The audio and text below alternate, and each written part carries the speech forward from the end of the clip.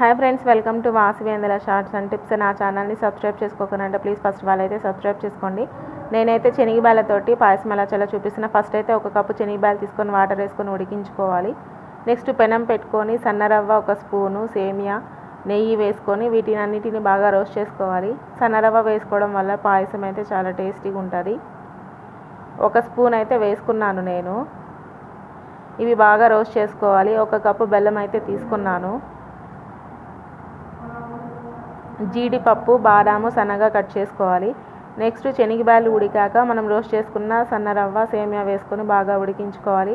Next పెనంలోకి నెయ్యి వేసుకొని జీడిపప్పు, బాదం, ద్రాక్ష వేయించుకోవాలి. నెక్స్ట్ ఇది ఉడికిందా లేదా అని చెక్ చేసుకొని కొంచెం ఉడికాక మనం బెల్లం అయితే వేసుకోవాలి.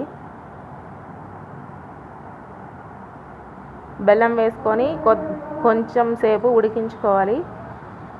చూడండి, బెల్లం వేసాక కలర్ఫుల్ అయితే ఎంత కలర్ఫుల్గా ఉందో బెల్లం పాయసం అయితే. ఇది చాలా టేస్టీగా ఉంటుంది. ఈ ప్రాసెస్లో ఒకసారి ట్రై చేసి చూడండి. నెక్స్ట్ మనం రోస్ట్ చేసుకున్న జీడిపప్పు, బాదం, ద్రాక్ష వేసుకోవాలి. నెక్స్ట్ ఇలాచీ పౌడర్ కాకుండా ఇలాచీ కచ్చాపచ్చగా దంచి వేసుకుంటే ఫ్లేవర్ అయితే చాలా బాగుంటుంది.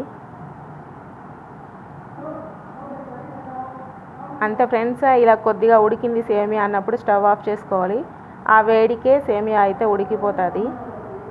చూసారా, చాలా చూడడానికి అయితే చాలా బాగుంది, తినడానికి కూడా చాలా బాగుంది.